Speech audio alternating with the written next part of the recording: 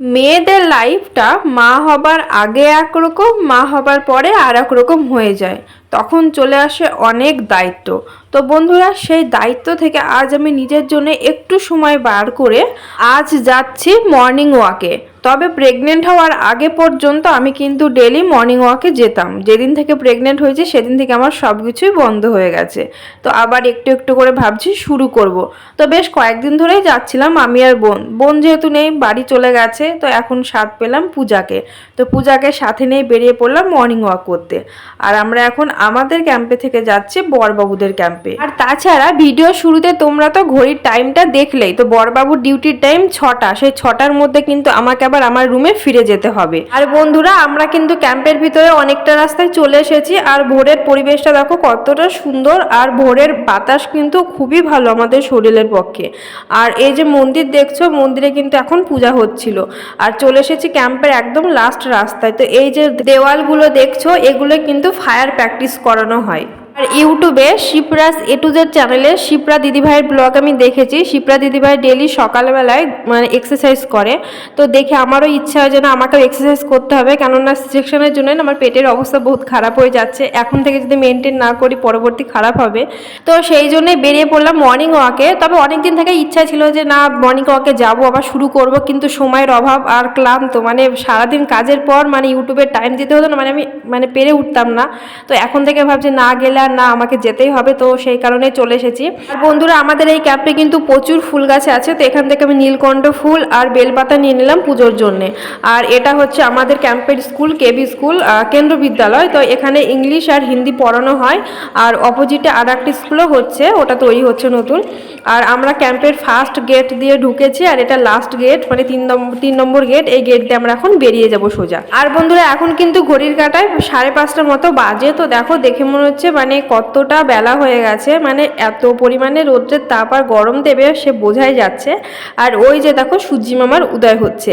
তো এখানে কিন্তু ভিডিওটা আমি করেছি, তবে ফোনটা কেঁপে গেছে, কেননা ফোনটা নিয়ে আমি হাঁটছিলাম, তো সেই জন্যে। তবে দেখো আকাশটা দেখতে কিন্তু বেশ সুন্দর লাগছিল।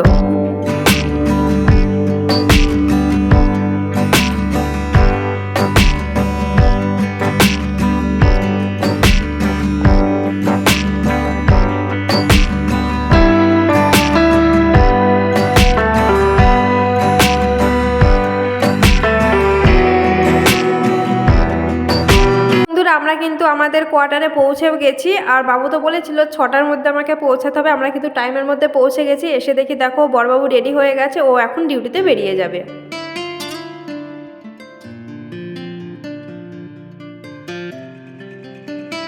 হ্যালো বন্ধুরা, good morning, welcome back to my channel Payel lifestyle. কেমন আছো তোমরা সবাই? আশা করি ভালো আছো। পায়েল লাইফস্টাইলের নতুন একটা ব্লগে তোমাদের সকলকে অনেক অনেক ওয়েলকাম। বন্ধুরা, তোমরা তো দেখলে সকালবেলায় মর্নিং ওয়াক করে চলে এলাম। আর বড়বাবু ডিউটিতে বেরিয়ে গেছে। তো এখন কিন্তু ঘড়িতে 6টা পার হয়ে গেছে। আর আমি তোমাদেরকে টাইমটা এই জন্য দেখাতে পারলাম না, মানে হচ্ছে আমাদের ঘড়ির ব্যাটারিটা শেষ হয়ে গেছে। আর সব ভোরবেলাতে দেখেছিলে যে বড়বাবুর ফোনে টাইমটা দেখিয়েছিলাম, তো সেই জন্য টাইমটা আমি তোমাদের দেখাতে পারলাম না। আর এখন বড়বাবু 7টার সময় ব্রেকফাস্ট করতে আসবে, 7টা সাড়ে 7টার দিকে। তো আমি এই 1.5 ঘন্টার মধ্যে ঘরের সমস্ত কাজ করে ফ্রেশ হয়ে নেবো। তো চলো বন্ধুরা, পুরো ভিডিওটি কন্টিনিউ করো। বন্ধুরা, এখন থেকে শুরু হলো আমার যুদ্ধ। তো এই যুদ্ধ কিন্তু দুপুর 2টা পর্যন্ত চলবে। আর এই যুদ্ধের মানে কি নাম দেবো, দ্বিতীয় বিশ্বযুদ্ধ না কোন নম্বর বিশ্বযুদ্ধ সেটা কিন্তু বলা যাবে না, কেন ডেলি আমার এই যুদ্ধ চলতেই থাকছে। দিন ঘুম থেকে ওঠার পরে মনে হয় যেন আবার সে আমাকে যুদ্ধ কেটে নামতে হবে। আর এই যুদ্ধ কেটে যে কখন আমার শেষ হবে, মানে সেটাই টেনশন থাকে আমার মাথাতে। তবে একটা জিনিস, আমি যখন এই মর্নিং ওয়াক করতে শুরু করেছি তখন থেকে কিন্তু আমার ভালো হচ্ছে এটাই যে সকাল সকাল ঘুম থেকে উঠে পড়ছি, প্রত্যেকটা কাজ আমার তাড়াতাড়ি হয়ে যাচ্ছে, এমনকি আমি দুপুরেও অনেকটা টাইম রেস্ট পাচ্ছি।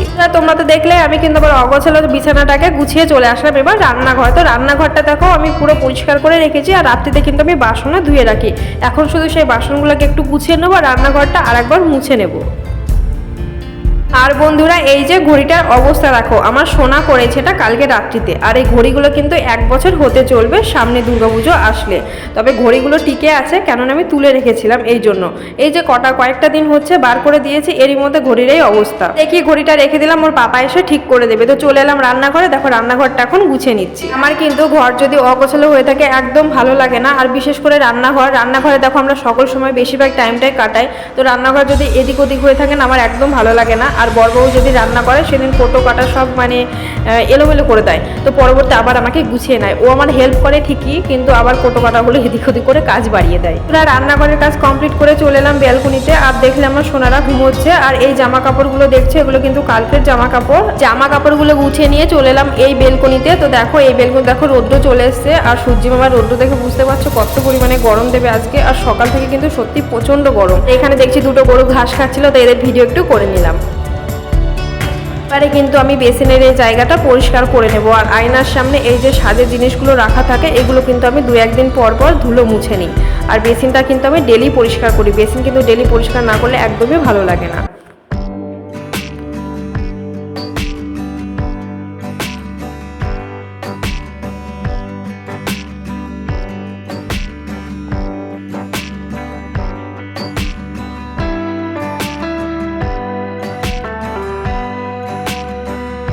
তো বন্ধুরা বেসিন পরিষ্কার করা কমপ্লিট। এবারে কিন্তু আমি ঘরটা ঝাড় দিয়ে নেব। আর এই সকালের কাজ যতক্ষণ না কমপ্লিট হয় না, আমার মাথায় যেন টেনশনটা বেশিই থাকে।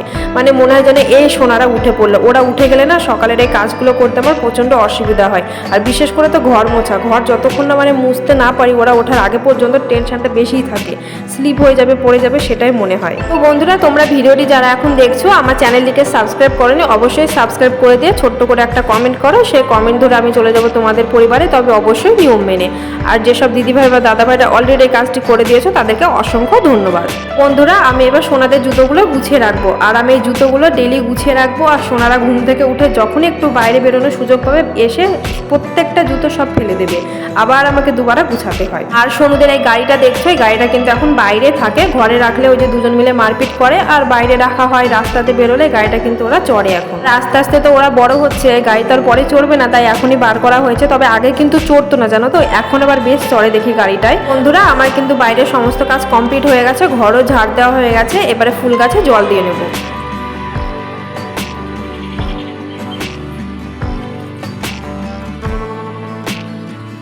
আর এই যে গাছ দুটো দেখছো, এই গাছ দুটো কিন্তু ডাইনিং এর জানালাতে রাখা আছে। তোমরা তো দেখতে পেয়েছো গাছগুলোতে প্রচন্ড রৌদ্র পড়ে, মানে পুরো দুপুরে রৌদ্র গাছের উপরে পড়ে। তো জল দেওয়া হয়নি কালকে, তো গাছের চেহারাটা দেখো একদিনে মানে কি অবস্থা। বন্ধুরা এবারে ঘরটা মুছে নিচ্ছি। তো ঘর মোছা হয়ে গেলে কিন্তু শুধু জামা কাপড়গুলো ধোয়া বাকি থাকবে। আর জানো তো কাজগুলো প্রচন্ড তাড়াহুড়ো করে করছি, মানে টাইমের মধ্যে, যেহেতু বাবু চলে আসবে আমাকে আবার ব্রেকফাস্ট তৈরি করতে হবে।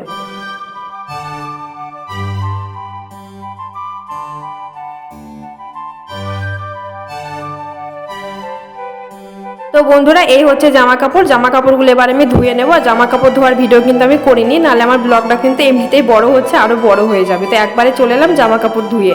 আর এই যে দেখো পেছনের দিকের বেলকুনিতে জামা কাপড় দিয়েছি, তো সব জামা কাপড়ের জায়গা হয়নি। তো এই জামা কাপড়গুলো এখন সামনের বেলকুনিতে দিয়ে দেবো। আর যা রোদ্রের তাপ পড়ছে এখন আর নিচে যেতেই হচ্ছে না, বেলকুনিতে জামা কাপড় ভালোভাবে শুকিয়ে যাচ্ছে।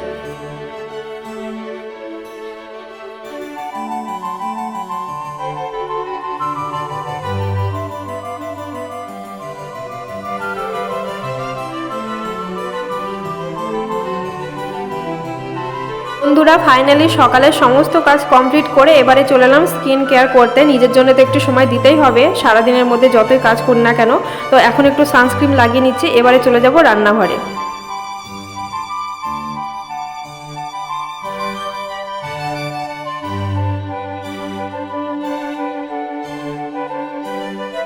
বন্ধুরা চলে এলাম রান্নাঘরে। আর এই আলু পটল পেঁয়াজ এগুলো দিয়ে ভাজা করব। আর পেঁয়াজটা কিন্তু পচা না, পাশের পেঁয়াজটা পচে গেছিলো বলে এই পেঁয়াজটা ওরকম দাগ হয়ে গেছে। তো বন্ধুরা এরই মধ্যে দেখি বাবু ডিউটি থেকে চলে এসেছে। আর আমি ডাস্টবিনের বালতিটা নিচে রেখে এসেছিলাম, তো বাবু দেখো ডাস্টবিনের বালতিটা নিয়ে এসেছে, কাঁচটাগুলোও ফেলে দিয়েছে। আর ওই যে পাপোশটা দেখতে পেলে ওটা কিন্তু সোনারা নিচে ফেলে দিয়েছিল, তো ও আবার তুলে এনেছে আসার সময়।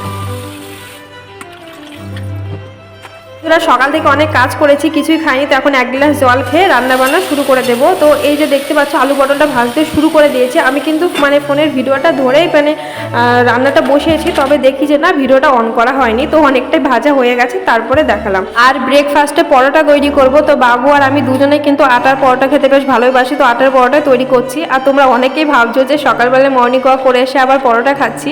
তো হ্যাঁ আমি কিন্তু মর্নিং ওয়াক করলেও আমি কিন্তু না খেলে থাকতে পারবো না। আমি কিন্তু আমার খাওয়া দাওয়াটা আমি একটু একটু কম করবো না, সমান আমি খাওয়া দাওয়া করবো আর মর্নিং ওয়াক করবো, তাহলে কিন্তু আমার শরীরটা ঠিক থাকবে। খাওয়া দাওয়াটা যদি ডায়েট করতে যাই না, তাহলে কিন্তু আমি সোনাদেরকে নিয়ে একদমই পেরে উঠবো না। তো সেই জন্য আমি একদমই খাওয়া দাওয়ার ব্যাপারে ডায়েট করি না। আর তাছাড়া আমার কিন্তু ব্লাড প্রেশার এমনিতেই কম ছিল, তো কয়েকদিনে ঠিক আছে, যেহেতু বাড়িতে গেছিলাম একটু রেস্ট নিয়ে আসলাম, তো সেই জন্যই। আর বাবু কিন্তু মানাই করছিল আমাকে মর্নিং ওয়াকে যেতে, তো আমি নিজের থেকেই যাচ্ছি। বন্ধুরা আমার কিন্তু ভাজাটা হয়ে এসেছে, আর এদিকে পরোটার জন্য দেখো সব কিছু রেডিও করে নিয়েছি। তো বাবু দেখছি রান্নাঘরে এসেছে, ও বলে ঠিক আছে আমি ভাজাটা নামিয়ে নিচ্ছি, তুমি পরোটা করতে শুরু করে দাও। তাছাড়া বন্ধুরা তোমরা তো জানো যে আমি লুচি পরোটা খেতে ভীষণ ভালোবাসি। আর বড়বাবু কিন্তু গোল করে যদি পরোটা বেলি ও কিন্তু পছন্দ করে না, ও বলবে 3 কোনা করে পরোটা বেলতে। তো আমি কিন্তু পরোটা করলে 3 কোনা করেই করি।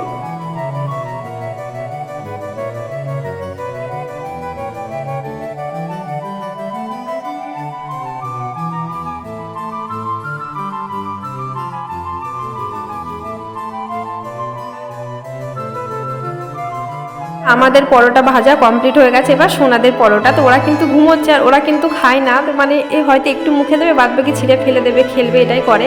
তবুও কিন্তু আমি রুটি পরোটা যেটাই করি না কেন, ছোটো ছোটো করে দুজনের জন্য দুটো করি। তো দেখো ওদের জন্য দুটো পরোটা করে রেখে দিচ্ছি, ওরা ঘুম থেকে উঠে খাবে। বন্ধুরা ফাইনালি আমরা ব্রেকফাস্ট করতে বসে গেছি। আর তোমরা তো দেখলে সকাল থেকে কিভাবে সমস্ত কাজ কমপ্লিট করে টাইমের মধ্যে ব্রেকফাস্ট তৈরি করলাম। তো বন্ধুরা আজকের ব্লগটা এখানেই এন্ড করব। আর ব্লগটি যদি ভালো লেগে থাকে তাহলে লাইক, কমেন্ট, শেয়ার আর আমার চ্যানেলটাকে সাবস্ক্রাইব করে আমার পাশে থেকে যেও। আর দেখাবে নতুন কোনো ব্লগে। টাটা।